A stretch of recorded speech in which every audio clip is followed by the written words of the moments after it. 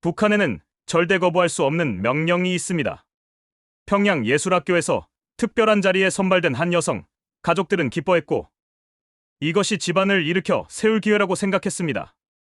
하지만 6년 후 그녀에게 바로 그 명령이 떨어졌습니다. 등골이 오싹해진 25살 그녀는 어떤 선택을 했을까요? 지금부터 그 이야기를 들려드리겠습니다. 이 영상이 도움이 되셨다면 구독과 좋아요 부탁드립니다. 김명의 동무 앞으로 나오시오.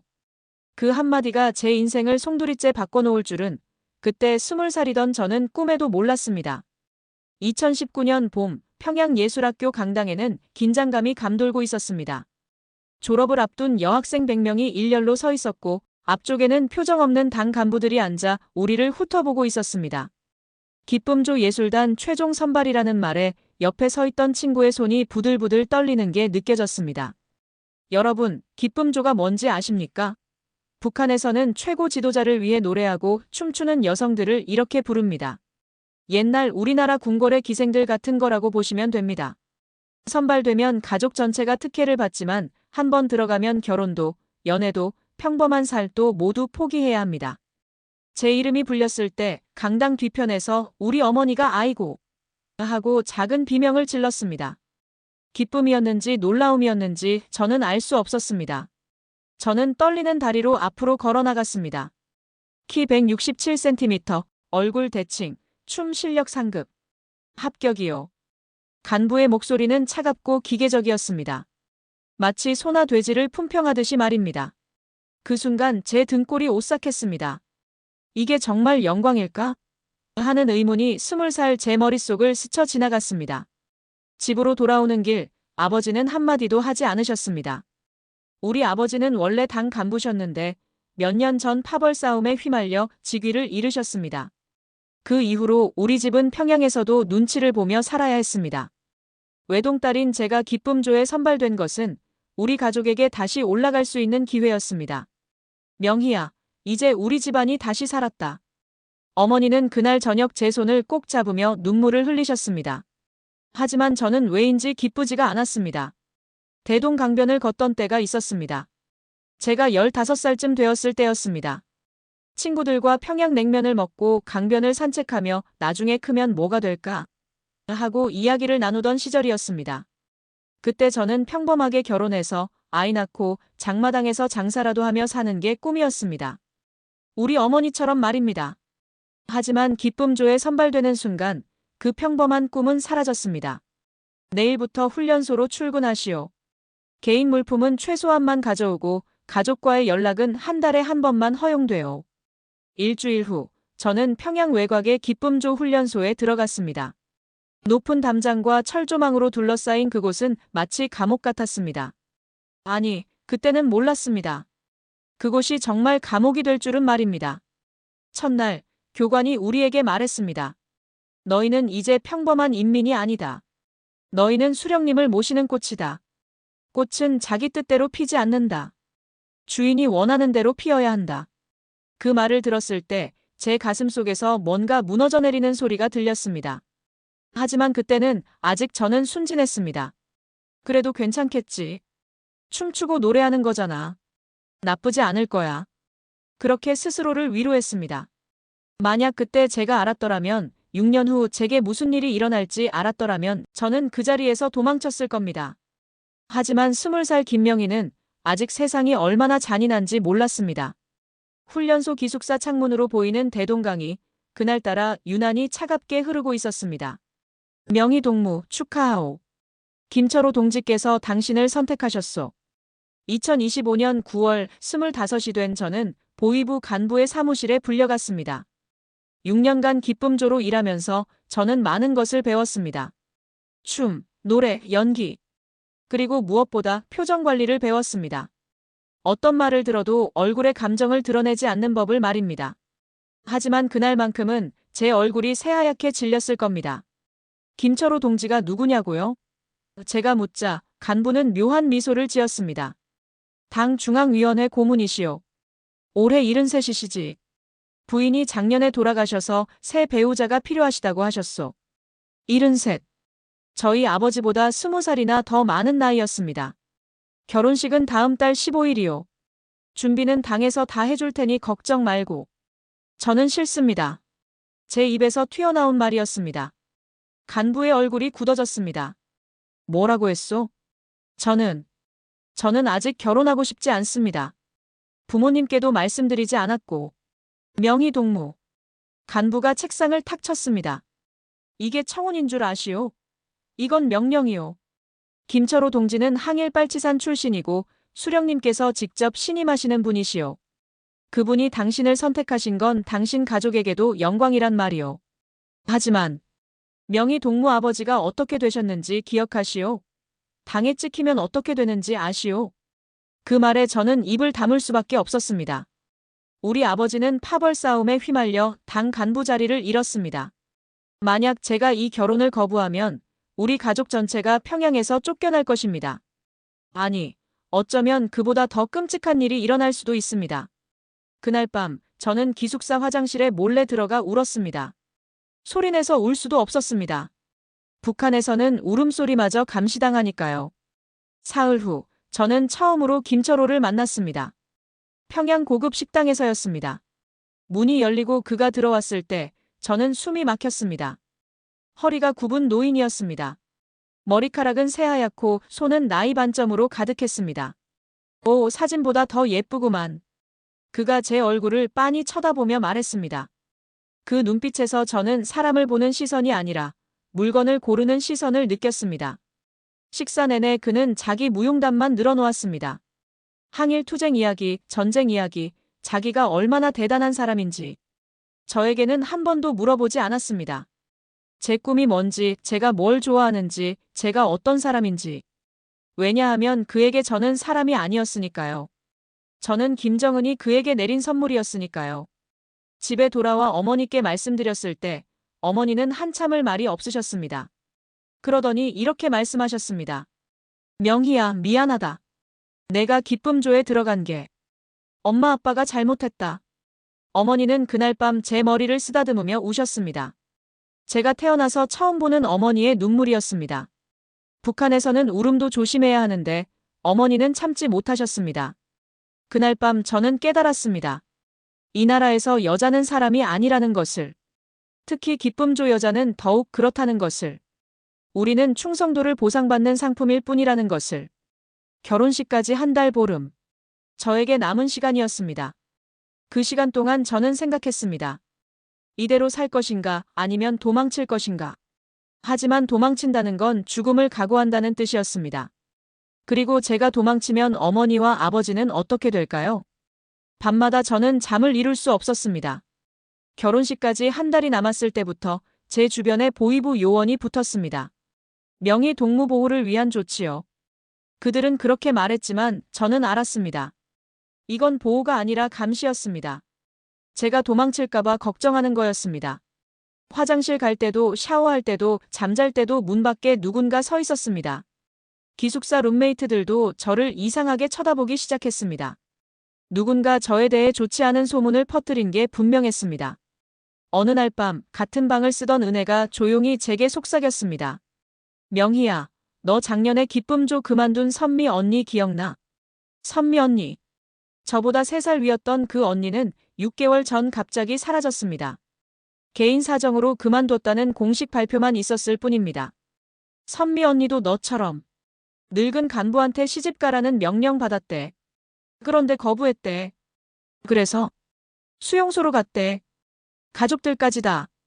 그 말에 제 등골이 오싹해졌습니다. 수용소. 북한에서 그곳은 들어가면 살아나올 수 없는 곳입니다. 사람들이 굶어 죽고 얼어 죽고 맞아 죽는 곳입니다. 그날 밤부터 저는 악몽에 시달렸습니다. 김철호의 늙은 얼굴이 제 꿈에 나타나 저를 쫓아왔습니다. 제가 도망치면 어머니와 아버지가 수용소 철조망 너머에서 저를 부르는 꿈을 꿨습니다. 결혼식 2주일 전 김철호가 보낸 예물이 도착했습니다. 보위부 요원이 큰 상자를 들고 왔습니다. 김철호 동지께서 보내신 선물이요. 상자를 열었을 때 저는 토할 것 같았습니다. 속옷이었습니다. 빨간색 속옷, 레이스 잠옷, 화장품. 결혼 첫날 밤을 위한 물건들이었습니다. 그 순간 뭔가 제 안에서 툭 끊어지는 소리가 들렸습니다. 나는 이렇게 살 수 없다. 죽더라도 이렇게는 살 수 없다는 생각이 들었습니다. 73 노인의 침대로 끌려가느니 차라리 두만강에 빠져 죽는 게 나았습니다. 그날 밤 저는 결심했습니다. 도망치기로. 어머니께는 말씀드릴 수 없었습니다. 어머니가 아시면 말리실 게 뻔했고 혹시라도 당에 알려질까봐 무서웠습니다. 아니, 솔직히 말하면 어머니 얼굴을 볼 용기가 없었습니다. 저는 기쁨조 시절 알게 된 브로커 전화번호를 기억하고 있었습니다. 3년 전 한 선배 언니가 탈북을 시도하다 잡혔을 때 그 언니 휴대전화에서 본 번호였습니다. 당시 저는 그 번호를 몰래 외워뒀습니다. 언젠가 필요할지도 모른다는 생각에서였습니다. 문제는 전화를 걸 방법이었습니다. 제 휴대전화는 당에서 철저히 감시하고 있었으니까요. 그래서 저는 기숙사 청소 아주머니를 찾아갔습니다. 그 아주머니는 장마당에서 중국산 물건을 몰래 파는 사람이었습니다. 북한에서 장사하는 사람들은 다들 위험을 감수하며 살기 때문에 때로는 도움을 주기도 합니다. 아주머니, 부탁이 있어요. 제 휴대폰 좀 빌려주실 수 있으세요? 딱 한 통만 할게요. 아주머니는 제 얼굴을 한참 쳐다보더니 조용히 휴대전화를 건네주셨습니다. 애야, 무슨 일이든 조심해라. 저는 떨리는 손으로 번호를 눌렀습니다. 통화 연결음이 울렸습니다. 한 번, 두 번, 세 번. 여보세요. 낮고 굵은 남자 목소리였습니다. 저 국경 넘고 싶은데요. 언제? 일주일 안에요. 가능할까요? 잠시 침묵이 흘렀습니다. 200달러. 선불이요. 무산 쪽으로 올 수 있소? 네. 전화를 끊고 나니 온몸이 땀으로 젖어 있었습니다. 저는 방금 제 인생에서 가장 위험한 선택을 한 겁니다. 이제 돌이킬 수 없었습니다. 200달러. 제게는 어마어마한 돈이었습니다. 기쁨조는 월급이 따로 없었습니다. 그저 배급과 숙소만 제공받을 뿐이었으니까요. 하지만 저에게는 비상금이 있었습니다. 바로 어머니가 몰래 모아주신 돈이었습니다. 어머니는 아버지가 당 간부 자리를 잃은 후부터 장마당에서 장사를 하셨습니다. 중국에서 넘어온 화장품이나 옷가지를 파셨는데 그 돈을 조금씩 모아두셨던 겁니다. 명희야, 혹시 모르니까 이거 내가 가지고 있어라. 6개월 전 집에 갔을 때 어머니가 제 손에 쥐어주신 돈 봉투였습니다. 그때는 왜 어머니가 그러시는지 몰랐습니다. 지금 생각하니 어머니는 이미 아셨던 것 같습니다. 언젠가 제가 도망쳐야 할 날이 올 거라는 걸 말입니다. 저는 기숙사 벽장 깊숙한 곳에 숨겨둔 돈 봉투를 꺼냈습니다. 미화 300달러가 들어있었습니다. 어머니가 몇 년에 걸쳐 모으신 돈이었습니다. 돈을 세면서 눈물이 났습니다. 어머니, 죄송해요. 딸이 불효합니다. 결혼식 사흘 전, 저는 마지막으로 집에 갈 허락을 받았습니다. 결혼 전 부모님께 인사드리러 가겠다고 했더니 보위부에서 허락해줬습니다. 물론 요원 한 명이 따라붙었지만요. 대동강이 보이는 우리 집에 도착했을 때 어머니는 마당에서 배추를 다듬고 계셨습니다. 김장 준비를 하고 계셨던 겁니다. 어머니. 제 목소리를 듣고 고개를 드신 어머니의 얼굴이 지난 몇 달 사이 부쩍 늙으신 것 같았습니다. 명희야, 왔구나. 저는 어머니를 꼭 껴안았습니다. 어머니의 등이 예전보다 훨씬 더 작고 앙상하게 느껴졌습니다. 어머니, 사랑해요. 얘야, 왜 그러니? 무슨 일 있니?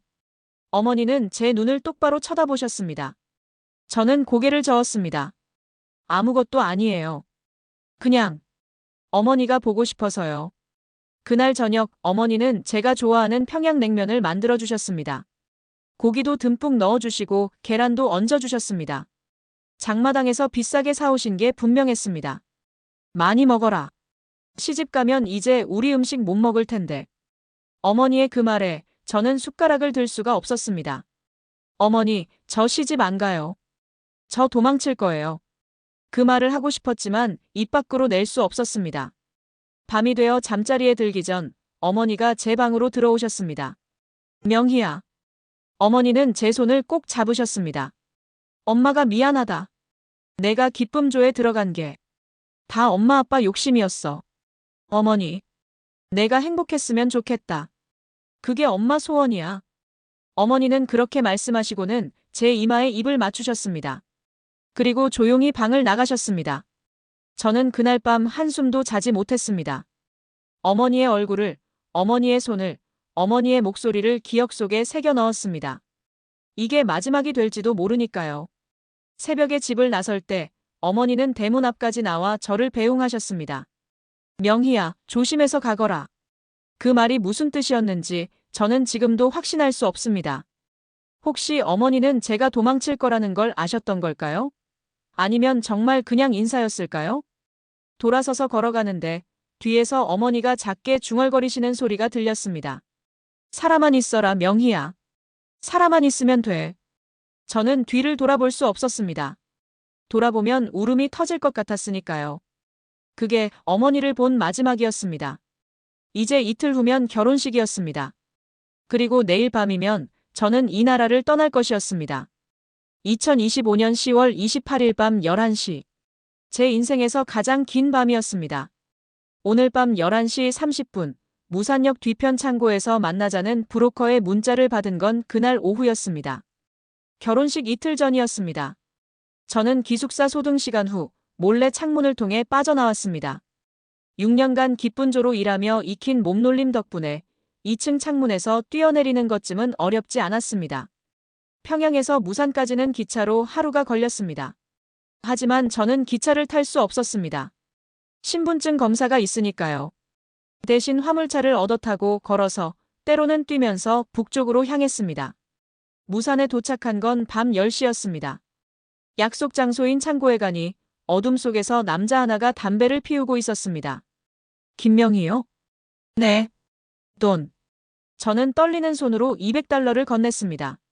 남자는 돈을 세어보더니 주머니에 넣었습니다. 따라와요. 말없이 조용히. 우리는 어둠 속을 30분쯤 걸었습니다.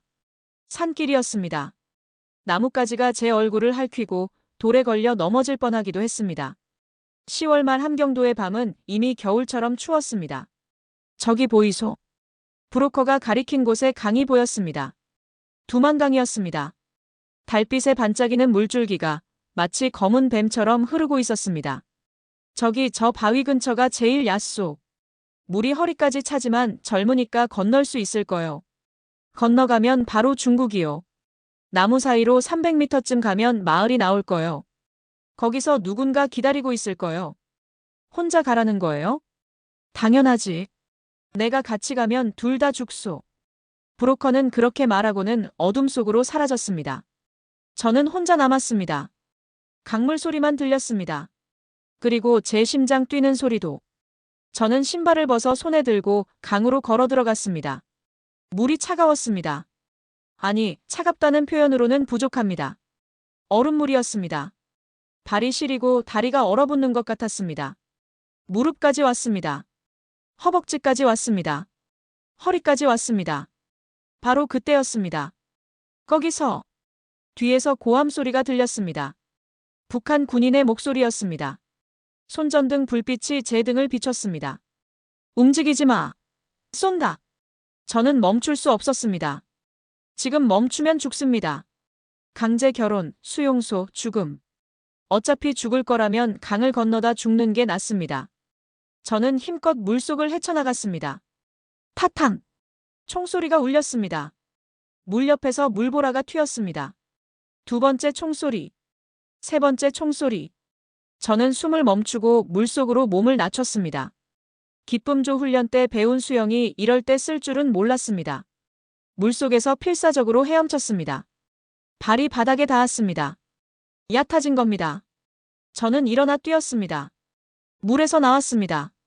중국 땅이었습니다. 뒤를 돌아보니 강 건너편에서 손전등 불빛이 흔들리고 있었습니다. 하지만 그들은 건너오지 않았습니다. 중국 땅까지는 쫓아오지 못하니까요. 저는 그대로 주저앉았습니다. 온몸이 물에 젖어 얼어붙고 다리는 후들거렸습니다. 하지만 저는 웃고 있었습니다. 살았다. 저는 살았습니다. 25해 만에 처음으로 제 의지로 제 인생을 선택했습니다. 하지만 기쁨은 잠시뿐이었습니다. 저는 곧 깨달았습니다. 이제 진짜 시작이라는 것을.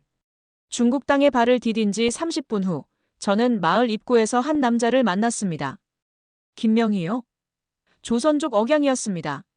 네. 따라오세요. 남자는 저를 낡은 트럭에 태웠습니다. 1시간쯤 달렸을까요? 작은 마을의 허름한 집 앞에서 차가 멈췄습니다. 여기서 며칠 쉬세요. 한국 가는 루트 알아보고 연락드릴게요. 방으로 들어가니 따뜻한 아랫목이 있었습니다. 저는 젖은 옷을 벗고 이불 속에 들어가 그대로 정신을 잃었습니다. 다음 날 아침 눈을 떴을 때 그 남자가 방문을 열고 들어왔습니다. 손에 뭔가를 들고 있었습니다. 밥 좀 드세요. 고맙습니다. 하지만 뭔가 이상했습니다. 그의 눈빛이 어제와 달랐습니다. 제가 밥을 먹는 동안 그는 문 앞에 서서 저를 계속 쳐다봤습니다. 한국 가는 건 언제쯤 가능할까요? 한국. 남자가 웃었습니다. 그거 비싸요. 1인당 5,000달러는 들어요. 5,000달러요? 제게 남은 돈은 100달러뿐이었습니다. 돈이 없으시면 다른 방법이 있긴 해요. 무슨 방법이요? 남자는 한 걸음 방 안으로 들어왔습니다. 중국 남자한테 시집 가는 거요. 농촌 총각들이 북한 여자 많이 찾아요. 특히 당신 같은 젊고 예쁜 여자는 값을 잘 쳐줘요. 그 순간 제 등골이 오싹해졌습니다. 이 남자는 브로커가 아니라 인신매매범이었습니다. 생각 좀 해볼게요. 생각? 별로 시간 없는데요. 남자가 문을 잠갔습니다. 딸깍 자물쇠 소리가 들렸습니다. 내일 오후에 총각 하나 데리고 올 거예요. 당신 사진 보고 마음에 들어 한대요. 안 돼요. 저는 한국에 가야 해요. 한국? 남자가 비웃었습니다. 당신 같은 탈북 여자가 한국을 가. 꿈깨요. 여기서 팔리든지 아니면 중국 공안한테 신고당해서 북한으로 돌아가든지 둘 중 하나요. 남자는 그렇게 말하고 방문을 쾅 닫았습니다. 저는 방 안에 갇혔습니다. 창문에는 쇠창살이 있었습니다. 문은 밖에서 잠겨 있었습니다. 도대체 나한테 왜 이러는 거야? 북한에서 도망쳤는데 여기서도 또 물건 취급을 받는 겁니까? 73 노인의 신부가 되는 대신 중국 시골 총각의 신부가 되라는 겁니까? 저는 방 안을 돌아다니며 탈출 방법을 찾았습니다. 6년간 기쁨조 훈련을 받으며 배운 게 춤만은 아니었습니다. 연기도 배웠습니다. 아니, 생존 기술을 배웠습니다. 밤이 되었습니다. 저는 문을 향해 소리쳤습니다. 아저씨, 아저씨, 배가 아파요. 아파요. 문 밖에서 남자의 목소리가 들렸습니다. 시끄러워. 조용히 해. 진짜 아파요. 화장실 좀. 제발요. 잠시 침묵이 흘렀습니다. 그리고 자물쇠 소리가 들렸습니다. 문이 열렸습니다. 남자가 짜증스러운 얼굴로 서 있었습니다. 빨리 다녀와.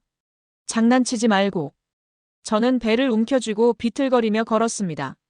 기쁨조 연기 수업의 정수를 보여줄 때였습니다. 화장실 문을 닫는 순간 저는 작은 창문을 봤습니다. 어른 한 명이 겨우 빠져나갈 수 있을 만한 크기였습니다. 저는 주저하지 않았습니다. 변기 위로 올라가 창문을 열었습니다. 그리고 몸을 밀어 넣었습니다. 야, 이년아! 뒤에서 남자의 고함 소리가 들렸습니다. 화장실 문을 발로 차는 소리가 들렸습니다. 저는 창문을 통과해 밖으로 떨어졌습니다. 땅에 부딪히며 발목이 삐끗했지만 일어나 뛰었습니다. 거기서! 뒤에서 남자가 쫓아왔습니다. 하지만 저는 멈추지 않았습니다. 어둠 속을 향해 미친 듯이 달렸습니다. 얼마나 뛰었을까요? 다리가 풀리고 숨이 막혔을 때 저는 어느 교회 앞에 서 있었습니다. 십자가가 달빛에 빛나고 있었습니다. 저는 교회 문을 두드렸습니다. 살려주세요. 제발요. 문이 열렸습니다. 한국말을 하는 중년 남자가 서 있었습니다. 누구세요? 저 탈북자예요. 살려주세요. 그 남자는 한국 선교사였습니다. 그리고 그분이 제게 진짜 자유로 가는 길을 열어주셨습니다. 들어오세요. 안전해요. 박 목사님이라고 자신을 소개한 그분은 저를 교회 안으로 데리고 들어가셨습니다. 따뜻한 차 한 잔을 건네주시며 물으셨습니다. 언제 넘어왔어요? 어젯밤이요. 혼자? 네. 저는 그동안의 일을 말씀드렸습니다. 기쁨조, 강제 결혼, 탈북, 그리고 인신매매범에게서 도망친 일까지. 목사님은 말없이 제 이야기를 들어주셨습니다. 많이 힘들었겠어요. 하지만 이제 괜찮아요. 우리가 도와드릴게요. 한국에 갈 수 있을까요? 물론이죠. 시간은 좀 걸리겠지만 목사님은 탈북자들을 돕는 네트워크를 운영하고 계셨습니다. 중국에서 동남아시아를 거쳐 한국으로 가는 루트였습니다. 일단 여기서 2주일 정도 숨어 계세요. 중국 공안 순찰이 지나가면 그때 출발할게요. 그 2주일은 제 인생에서 가장 불안한 시간이었습니다. 교회 다락방에 숨어 지내며 밖에서 차소리만 들려도 가슴이 철렁했습니다. 공안이 오면 어떡하지? 북한으로 송환되면 어떡하지? 하지만 목사님과 사모님은 저를 가족처럼 대해주셨습니다. 따뜻한 밥을 해주시고 깨끗한 옷을 주시고 밤마다 저를 위해 기도해 주셨습니다. 명희 씨, 하나님이 당신을 지켜주실 거예요. 걱정하지 마세요. 사모님의 그 말에 저는 처음으로 하나님이라는 존재를 생각하게 되었습니다. 북한에서는 김일성이 신이었고 김정은이 신이었습니다. 하지만 여기서 만난 하나님은 저를 사랑해 주시는 분이었습니다. 2주일 후 저는 다른 탈북자 3명과 함께 여행을 떠났습니다. 목사님이 연결해 주신 브로커를 따라 중국 남쪽으로 내려갔습니다. 기차, 버스, 트럭, 온갖 교통수단을 이용했습니다. 때로는 숨어서, 때로는 가짜 신분증을 사용해서 이동했습니다. 중국에서 베트남으로 넘어갈 때가 가장 위험했습니다. 국경지대를 밤에 걸어서 넘어야 했습니다. 저는 또다시 밤길을 걷고 있었습니다. 하지만 이번에는 혼자가 아니었습니다. 조금만 더 가면 돼요. 힘내세요. 함께 가던 다른 탈북자 언니가 제 손을 잡아주었습니다. 우리는 서로를 의지하며 걸었습니다. 베트남을 거쳐 라오스로 갔습니다. 라오스에 도착했을 때 우리는 겨우 숨을 돌릴 수 있었습니다. 라오스는 탈북자들을 강제 송환하지 않는 나라였으니까요. 하지만 거기서도 위험은 있었습니다. 어느 날 밤 중국 공안으로 보이는 사람들이 우리가 묵던 집 근처를 돌아다녔습니다. 중국은 국경을 넘어서까지 탈북자를 쫓는다는 소문이 있었습니다. 다들 숨어요. 빨리. 우리는 집 뒷문으로 도망쳐 근처 숲속에 숨었습니다. 밤새 나무 뒤에 숨어서 떨고 있었습니다. 다음 날 아침 브로커가 우리를 찾아왔습니다. 오늘 바로 한국 대사관으로 가야 해요. 더 이상 여기 있으면 위험해요. 우리는 라오스 수도 비엔티안으로 갔습니다. 그리고 그곳에서 드디어 한국 대사관을 봤습니다. 대한민국 국기가 바람에 펄럭이고 있었습니다. 태극기였습니다. 제가 북한에서 그토록 보고 싶었던, 하지만 절대 볼 수 없었던 그 깃발이었습니다. 대사관 문을 열고 들어가는 순간 제 다리가 풀렸습니다. 저 탈북자예요. 대한민국 국민으로 보호해 주세요. 대사관 직원분이 달려오셨습니다. 괜찮아요. 이제 안전해요. 대한민국이 보호할게요. 그 말을 듣는 순간 저는 그 자리에 주저앉아 울었습니다. 북한을 떠난 지 보름 만이었습니다. 강을 건너고 도망치고 숨어 지내고 또 도망친 끝에 드디어 안전한 곳에 도착한 겁니다. 일주일 후 저는 비행기를 탔습니다. 생전 처음 타보는 비행기였습니다. 창밖으로 구름이 보였습니다. 하늘 위를 날고 있었습니다. 나는 지금 자유를 향해 날아가고 있다. 비행기가 인천공항에 착륙했을 때 저는 가슴이 터질 것만 같았습니다. 이제 진짜 자유가 시작됩니다. 2025년 11월 15일 인천공항에 도착한 날입니다.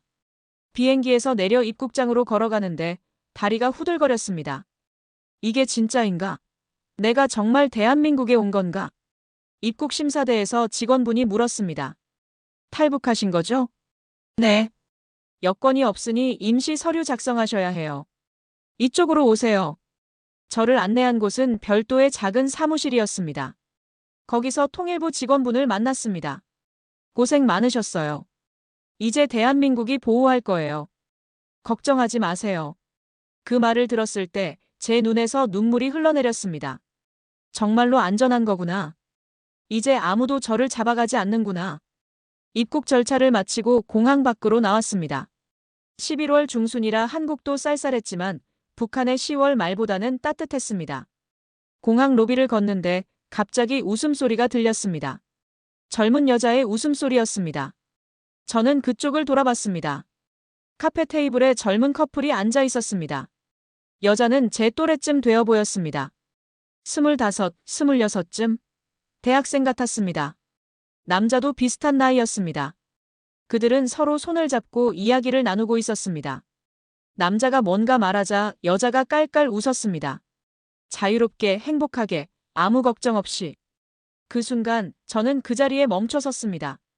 저게 연애구나. 저게 자유구나. 제가 북한에서 평생 할 수 없었던 것. 제가 꿈꿨지만 절대 가질 수 없었던 것. 25살 여자가 당연히 누려야 할 권리. 북한에서 저는 기쁨조였습니다. 저는 선택할 수 없었습니다. 누구를 사랑할지, 누구와 결혼할지, 어떻게 살아갈지. 모든 것이 당에서 정해졌습니다. 73 노인한테 시집가라는 명령을 받았을 때 저는 물건이었습니다. 선물이었습니다. 사람이 아니었습니다. 하지만 저 커플을 보세요. 저들은 자기가 원하는 사람을 만나고 있습니다. 자기가 원하는 시간에, 자기가 원하는 곳에서, 자기가 원하는 말을 하고 있습니다. 저것이 당연한 거였구나. 25살 여자가 남자친구 손잡고 카페에서 웃는 게 당연한 거였구나. 그 깨달음이 제 가슴을 무너뜨렸습니다. 저는 그 자리에 주저앉아 울었습니다. 사람들이 저를 쳐다봤지만 저는 멈출 수 없었습니다. 목 놓아 울었습니다. 나도 저렇게 살 수 있었는데. 나도 저렇게 웃을 수 있었는데. 25해 동안 저는 사람으로 살지 못했습니다. 하지만 이제 이 땅에서는 저도 사람입니다. 통일부 직원분이 달려와 제 어깨를 두드려 주셨습니다. 괜찮아요. 이제 괜찮아요. 저도 이제 사람인가요? 당연하죠. 당신은 대한민국 국민이에요. 자유로운 사람이에요. 그날 이후 저는 하나원에 들어갔습니다. 3주 동안 한국 사회에 대해 배웠습니다. 자유민주주의, 인권법. 북한에서는 절대 배울 수 없었던 것들이었습니다. 하나원을 나온 뒤 정부에서 작은 집을 지원해줬습니다. 제 이름으로 된 제 집이었습니다. 북한에서는 상상도 못할 일이었습니다. 지금은 대학 입학을 준비하고 있습니다. 사회복지학을 공부하고 싶습니다. 저처럼 힘든 사람들을 돕고 싶습니다. 가끔 밤에 꿈을 꿉니다. 어머니 꿈을 꿉니다. 대동강변에서 배추를 다듬고 계신 어머니. 명희야, 살아만 있어라라고 말씀하시던 어머니. 어머니, 저 살아있어요. 자유롭게 살고 있어요. 북에 계신 어머니께 편지를 보낼 수도 전화를 할 수도 없습니다. 하지만 저는 믿습니다. 언젠가 이 땅에 통일이 오면 저는 다시 어머니를 만날 수 있을 거라고. 그때 저는 어머니께 말씀드릴 겁니다. 어머니, 저 행복해요. 제가 제 인생을 살고 있어요. 제가 사람이 됐어요. 여러분, 저는 지금 자유가 얼마나 소중한지 매일 느낍니다. 아침에 일어나서 제가 원하는 옷을 입는 것. 거리를 자유롭게 걸어다니는 것. 제가 먹고 싶은 걸 사 먹는 것. 제가 만나고 싶은 사람을 만나는 것. 이 모든 게 북한에서는 꿈도 꿀 수 없는 일이었습니다. 한국에 온 지 이제 2달이 조금 넘었습니다. 아직도 낯선 게 많고 어려운 게 많습니다. 하지만 저는 행복합니다. 왜냐하면 저는 이제 사람이니까요. 자유로운 사람이니까요. 그리고 언젠가 북한에 있는 모든 사람들도 이 자유를 누릴 수 있기를 간절히 바랍니다. 그날이 올 때까지 저는 여기서 열심히 살겠습니다. 응원해주세요. 감사합니다.